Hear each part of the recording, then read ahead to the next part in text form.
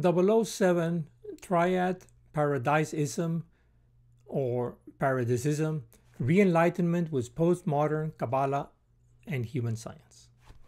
It is based on this book of ours, PaRaDiSism, Human Science 101.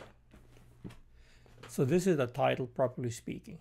Okay, so Israel is not only the source of religion in the West, it is also the code of its science and philosophy, full stop.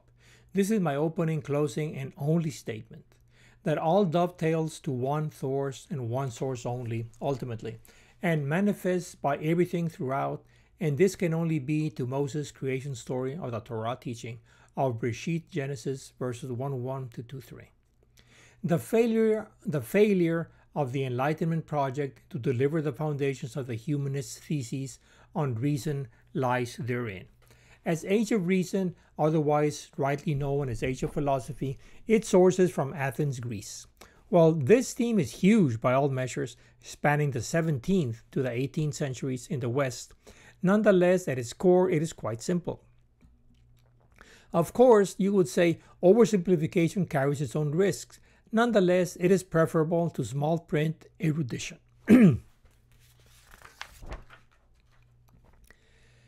Let's do the timeline and thinkers of the Enlightenment period.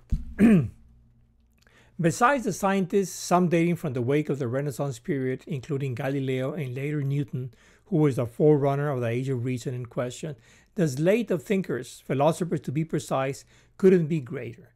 The menu starts with Bacon, Descartes, Locke, Spinoza, and later on the better known being Beccaria, Diderot, Hume, Kant, Montesquieu, Rousseau, Adam Smith, and Voltaire, amongst many others, needless to say. So around the 12th century, to give a date, there was the fall of religion.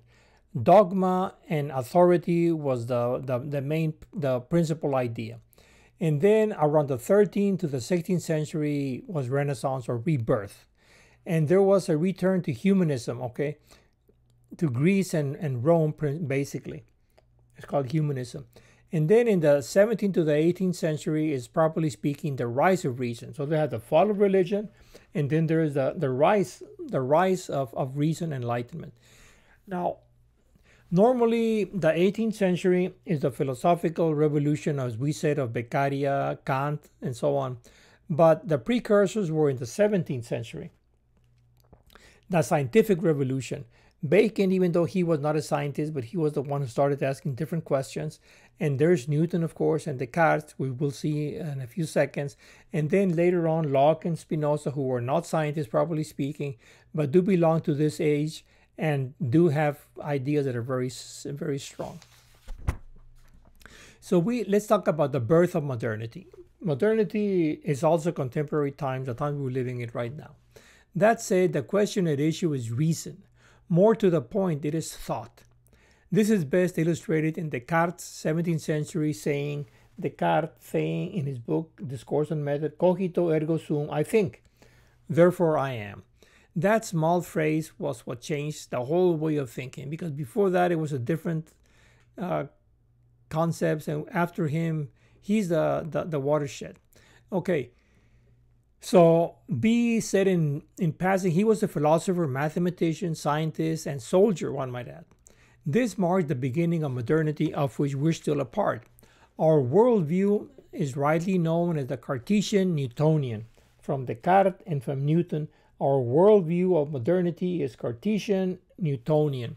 That's pretty much, these are the two main characters who shaped it. Okay, of course, they didn't say everything. They were just forerunners. So the claim of the Enlightenment, insofar as it sources back to Greece, is that reason, as rational thought, is what lights knowledge to humanity. The figure Prometheus from Greek mythology comes to my mind, meaning forethought. He was the one who stole the fire from the gods. Okay, this same vein of thought, of the ultimate source of culture, of the cornerstone of civilization, I have been pursuing ever since, being categorically the theme of our times. Okay, the cornerstone of civilization, pursuing what is the cornerstone. Okay, that is the theme of our times. That is, the quest is the challenge posed by the regression to the first cause. Where is the source, ultimate source of knowledge? Like if you have using the common edifice analogy, Like if you have the building 100 stories high, well, the 100th it rests on the 99th, obviously, and the 99th and the 98th and so on, all the way to the ground floor. And the ground floor, isn't on thin air, it rests in turn on the basement. And the basement on the third floor of basement, and that one on the fourth floor of the basement, and so on and so forth. And eventually there is a cornerstone, that's what it's called. And the same idea here in philosophy, okay, or in thought. What is the cornerstone of civilization, of culture, okay? Where does it all start?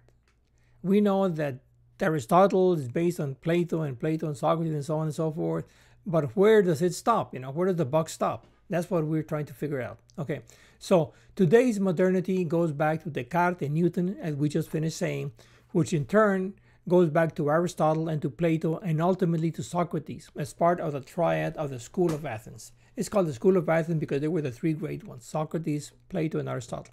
However, the problem is that the quest doesn't end there. They didn't solve it.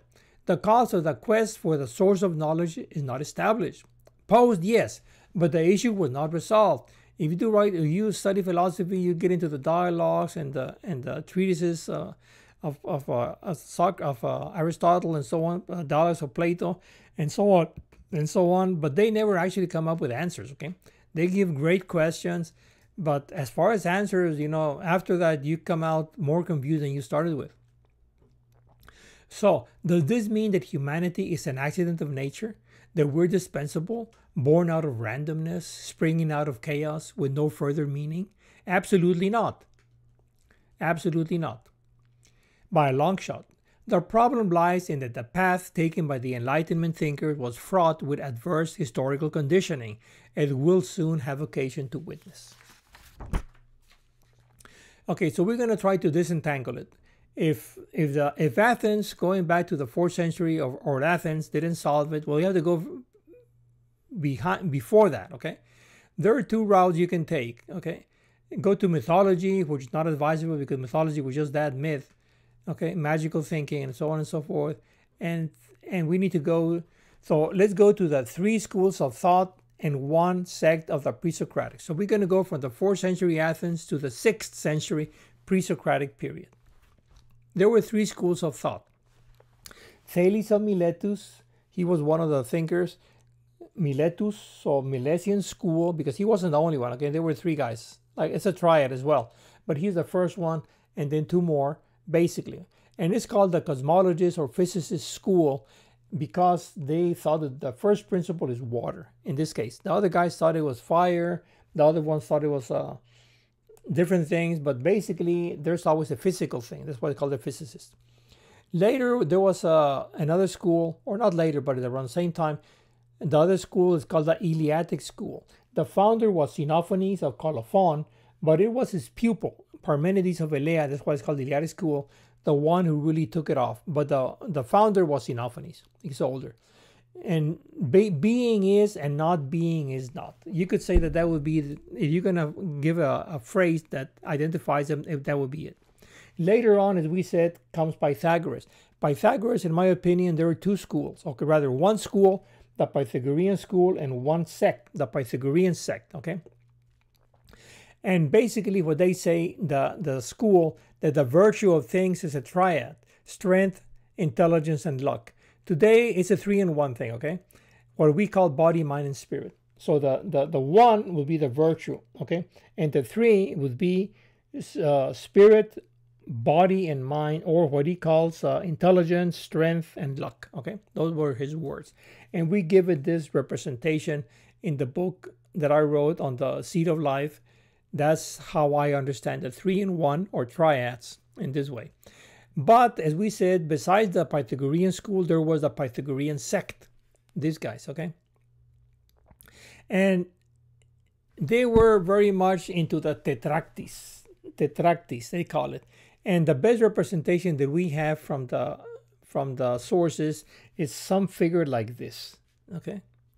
Now, in order to disentangle this timeline knot, we would have to go further back to pre-Socratic times from the Athens of the 4th century before the common era of Socrates, Plato, and Aristotle to that of the Greek colonial states of Ionia and Italia of the 6th to the 5th or 4th century before the Common Era.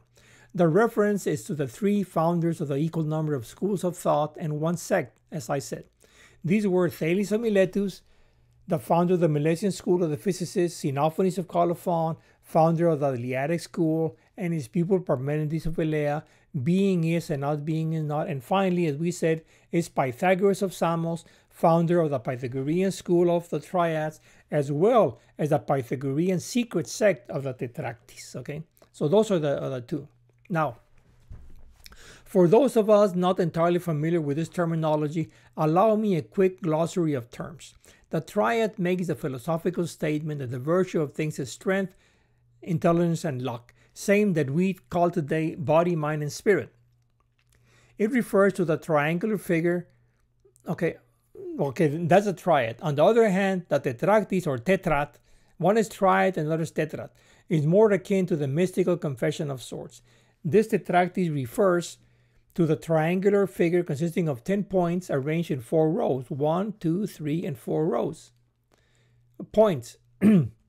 Now, Tetractys from the pre-Socratic Pythagorean and Tetragrammaton, okay, which is the name of God in the Hebrew tradition, is very similar. We talk about it in another video and very much so in the book, and we're not going to cover it right now, but that's the idea, okay? In any case, let's continue with the big picture narrative. The concern is that the problem of the foundations persists. The answer is not found therein within the pre-Socratics either. In other words, the pre-Socratics didn't solve it, okay? However much it does have the merit of having gone past the usual school of Athens. So the school of Athens can be understood as this, and a little of this, okay? Nothing of this, okay? The school of Athens, pretty much. So the pre-Socratics had the virtue of having gone past the school of Athens, but they themselves didn't solve it either. That's the problem. So the concern is that the problem of the foundation persists. The answer is not found therein with the pre-Socratics either. However much it does have the merit of having gone past the usual school of Athens. What accentuates the problem or makes it worse is that the documents of all these people are literally fragments, not complete thoughts. In other words, pieces that says, like, imagine you have a phrase and then you chop off a few words here and there, and what you get is a fragment. And that's what we have of their thoughts. They're not complete sentences, they're pieces, you know, and that complicates the matter. But not only that, these are understandable later on by, guess whom? By Aristotle. So Aristotle, that is playing the dubious dual role of judge and jury. So he's the one, he downplayed the importance of these guys to highlight his importance. So we don't know for certain because we know it by way of his lens. So that's one thing that complicates it. The fact that they're fragments and the fact that we're looking at it through the lens of Aristotle, not through the lens of historians, which would be more objective, but through an actor himself. That's why he's kind of judge and jury. So let's put things in perspective with this big picture approach. The backdrop to the age of reason of enlightenment is the emergence of Europe from the dark Middle Ages, wherein authority and dogma were the criteria of knowledge, especially on the part of the Church of Rome. It is so, because I say so, the papal authority would claim. While this did provide a consistent worldview, the facts didn't support the claim. With the emergence of science, immediately past the wake of the Renaissance period, there was a return to the classics, namely to Greece and to Rome, mostly to Greece.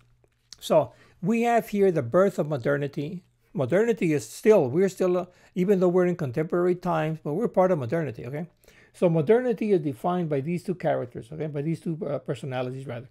René Descartes, that's the years he was born and died. There's a book, well, he wrote many books, but the one we're talking about is Discourse on Method, and the famous phrase is cogito in ergo sum in Latin, which means I think, therefore I am.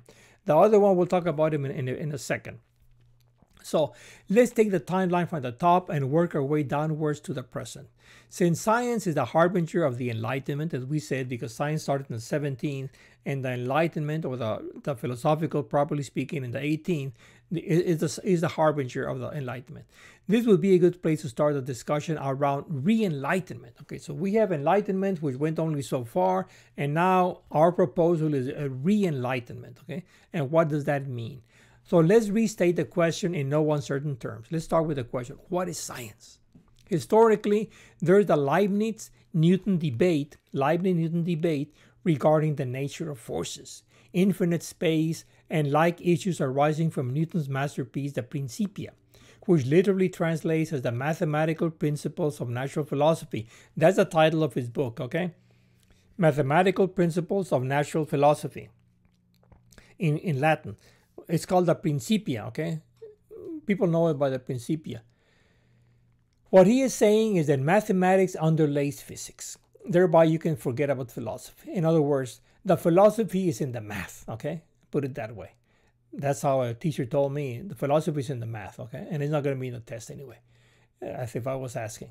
Okay, while Newton, now one thing, Newton was a physicist and mathematician, and Leibniz, the German guy, was a philosopher and mathematician, but not a scientist, okay? So the exchange between these two personalities was carried out by Newton's associate, Mr. Clarke, which I imagine he was more like philosophical and scientific and so on. So it is known as the Leibniz-Clarke correspondence. The debate is Newton-Leibniz, the debate, but the correspondence, the actual letters, are written by Leibniz and Mr. Clarke, associate. Okay.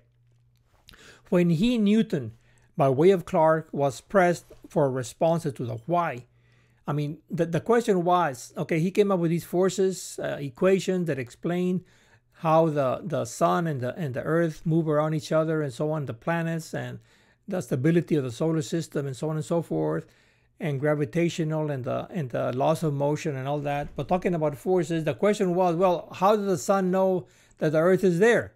If there's nothing in between, it's empty space. And he said, well, I am not going to feign hypothesis. The how suffices for the what. Forget about the why. So fast forward to today, the third millennium, we have that science is the scientific method. End of discussion. Like in any book you open, they always talk about the scientific method. They never ask what science is, you know. They talk about the scientific method. So we're going back to the Leibniz-Newton debate of the what. What is science? And the answer is, science is what science does, okay? The scientific method. End of argument, okay? Now, the problem is the following, me as educator, okay? This is the kind of stuff I teach to my students in science class. All the while, the objective is to instill in the student critical thinking and inquiry learning. That is, on the one hand, the dictum is stupid as stupid does, okay? Science is what science does, okay? Science is the scientific method, okay? It's plain and simple, and don't ask more. And on the other hand, the double standard, because they're expecting us to instill in the kid critical thinking and inquiry learning when from the very beginning, that's what is taken off to begin with. Okay, so let's move on. In any case, the three players in the game are, as always, religion, science, and philosophy. Religion was being replaced, as we said, with dogma giving way to reason. Science was established as positive. So great had been its success on all levels of research, no further questions asked, just pushing hard onto technology, the industrial age, and onto today's information, and so on and so forth. So science with Newton's and not asking questions, because the what was how and no why, it made great strides from science pure, went to applied science, technology, the industrial age that we know, up to today's information, and so on and so forth. Philosophy, on the other hand, is where the discussion actually flourished, because they could never get it together. As we said, they never could deliver. Okay, so this is the better aspect. But in all truthfulness, we need to keep the three things jointly, okay? The three spheres, religion, philosophy, and science, for a more faithful rendering of the nature of the subject matter of enlightenment at hand. Okay, so at one point, the quest, okay, turned into a cause and then into a movement, taking shape as the project of the Enlightenment. This is how I learned it.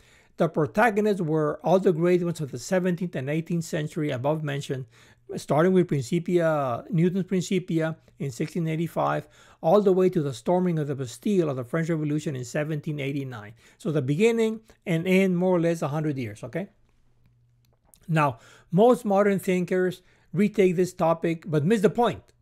At least my reading of them left me with many trees and veritable forests, okay? After reading a lot of stuff, I still don't know what they're talking about, okay? However, what does come to my mind regarding the critique, well past the end of the Enlightenment period, was Nietzsche's debunking of Kant. In my opinion, Nietzsche debunked Kant, claiming that his religious sentiment underlay his philosophical thought. Previous to this, I had been under the impression that the way to refute Kant would be with more powerful powder, and not by splashing water at his feet, that he was only hanging by the brush. And that's the genius of Nietzsche, that he didn't go through all that, the thing in itself and the thing for it and so on. So all that complex scaffolding. He just said, man, your ideas, your philosophical ideas have a religious basis, and that's all. You're putting them in very complex discourse, scaffolding, but at the end of the day, it's just your religious ideas, okay? That's all it is, okay? And that completely debunked him, Anyway, okay, so now we move on between enlightenment and re-enlightenment. Let's take a 5-minute break, okay, guys? Allow me to entertain you with a real-life story worthy of prime time. I teach science at the local Travis County Juvenile Probation or Juvenile Justice Facility at Garner Betts. My classes are stacked up. At one point, I must have inquired, by stacked, I mean that each class I teach biology, chemistry, physics, and the next period, biology, chemistry, and physics, and so on and so forth, all day long, okay? Now, at one point, I must have asked myself, there is science, for there are sciences, biology, chemistry, and physics, but is there a science? Now, the devil is in the details, where you least expect it, behind the numbers, where else? Now, here at Austin ISD, things are right brain dead. I came up with a working hypothesis that requires attention. Of course, I think it's right, but that's where the dialogue comes in, discussion with peers. But no one is listening, that's the problem. The rabbis are too busy on the outside, or else they don't want to risk associating with me. The scholars at the university, they're too deep in their publishing papers and safeguarding their legacy and so on. And the public, you guys don't know about it. At work, I get to keep my job and my mouth shut, okay? My colleagues, they're minding their own business, only nuts and bolts, they say in the meetings, for no one gets into a kick fight with Samson. I can understand that, no problem. Now, if these ideas of yours truly are good, take them in. If not, throw them out. But it has to be on a level playing field. It was around this point that I decided to go public, okay? Skip the middleman, okay? All these guys that are not listening anyway. And let the people decide, you guys, decide on the merits of the matter. Am I a quack or do I have a point? It's up to you to decide. So then, let's continue. So then, enlightenment didn't go back far enough, as we said. Though it did get past dogma, it didn't go back enough to adequately found thought beyond reason. Reason, as we said, is rational, okay? And we'll talk about it in a second. Rational thought only goes so far. Though it does cover the whole field of finite values, it avoids the singularity at the origin of things. That's the problem. That is, rational thought is relational, okay? It is like a quotient. It is a ratio of space, numerator, and time, denominator. It is valid everywhere, yes, exception at the origin, where time is equal to 0, or alternatively, avoiding infinite space contemplation. Now, if what we want is to go to the source of things at t equal to 0,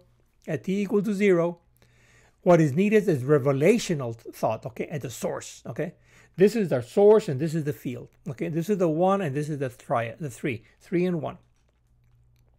Actually, what is required are both thoughts, namely rational for t not equal to 0 and revelational for t equal to 0. Rational for the field and revelational for the source, all right? That's what is needed. Now, what Newton did, and by the look of things got away with it, was avoid division by time equal to 0, but all the while postulating infinite space, okay? So he got this one, infinite space, but without dividing by 0, okay? So he was kind of fudging things a bit. He fudged things a bit, okay? On the side of science, it erred on the side of the numerator with infinite space. This was what Leibniz found objectionable in the mentioned Leibniz-Newton debate. The effect is infinite space, the numerator, okay? The cause being the origin of time. The debate centered on the effect on the infinite space. whereas we focus on the cause at t equals to 0, on the origin of the universe. In any case, so this matter takes us to our opening statement that Israel is the ultimate source of da'at, of knowledge. There is no way around the Mosaic creation story of Bereshit, Genesis 1:1 to 2:3. Let's now transition. That's the whole point of my book, okay? I think I more or less proved it in my book, okay? So let's now transition to the solution on our way out of this maze. What is needed is to go back to Kabbalah in the religious sphere and to human science and mathematics in order to achieve postmodernity in philosophy. This is precisely what ReEnlightenment does: square off the triad of religion, philosophy, and science in a worldview of things. In a way, ReEnlightenment is like revival, but without a dominating religious overtone, though definitely religion playing its tripart role in the makeup of the whole.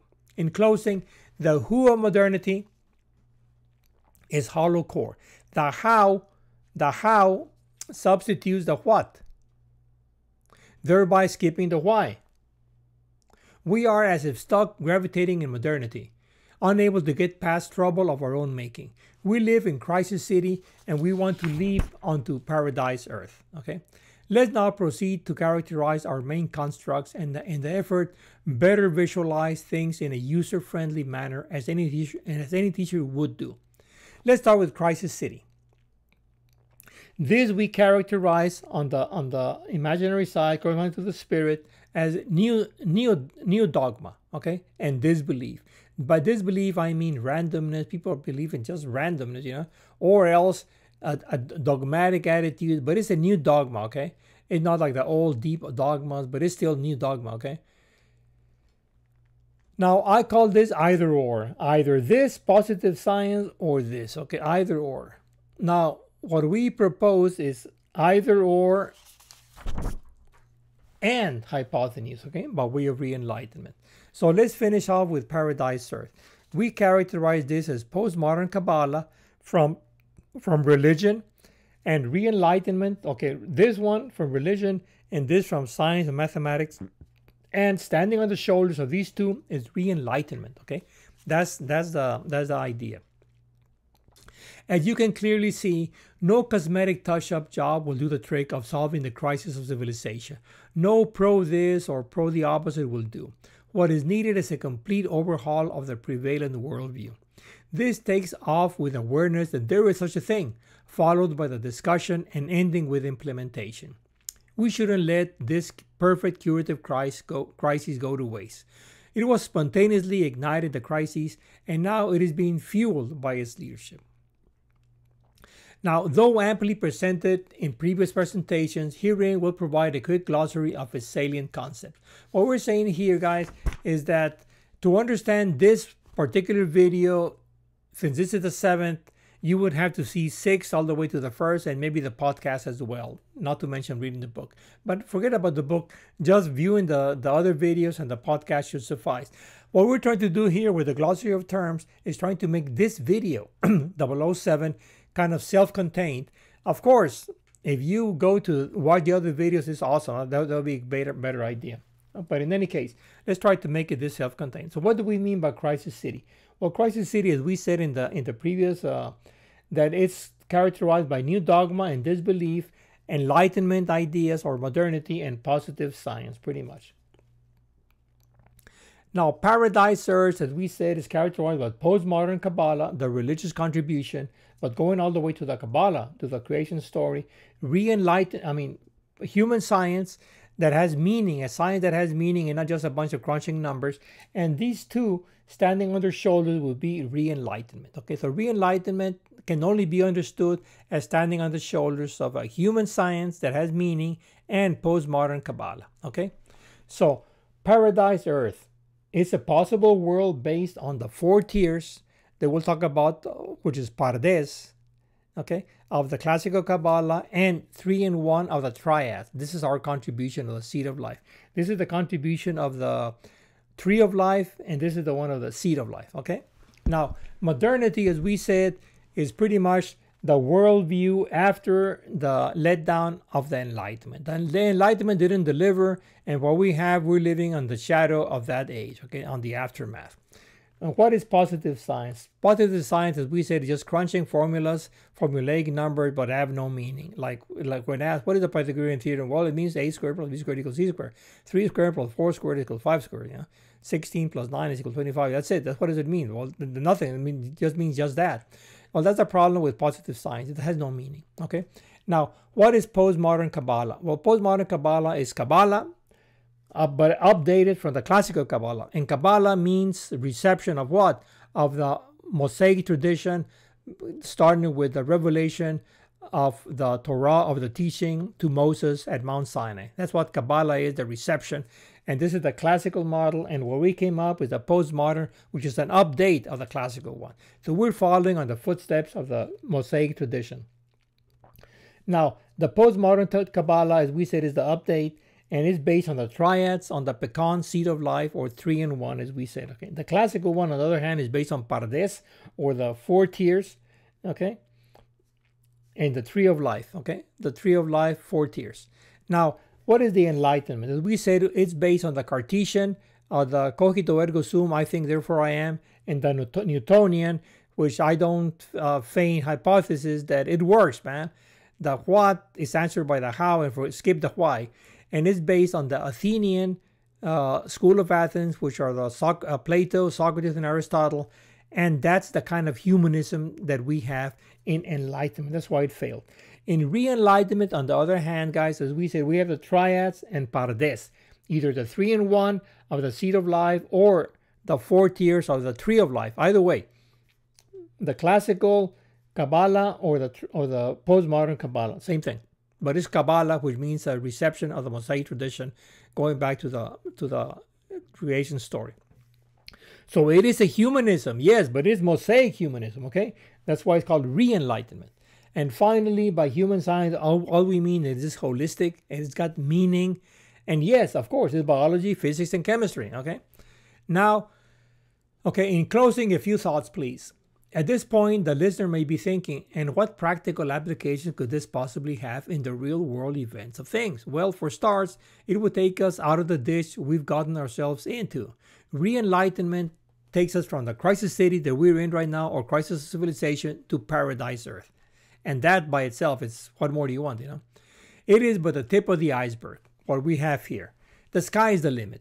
At one point, we definitely need to turn the page of history moving forward. Let's get this clear, guys. ReEnlightenment is not armchair philosophy, okay? Enlightenment might have been, but ReEnlightenment is certainly not. The timeline is the following. First, the calling that I received, and I came here and all that. Followed by the quest, okay? Which is the writing this thing, okay? The cause, which is what I'm doing right now, and the movement. My estimate is that the calling was heated. I did come. The quest was written in the book. I did kind of write it more or less. The cause is ongoing, what we're doing right now. And the movement is our doing, okay? It's of our doing. It's up to us, okay, guys? Okay, finally, yours truly, Ricardo Turullols-Bonilla, and God bless. Thank you very much.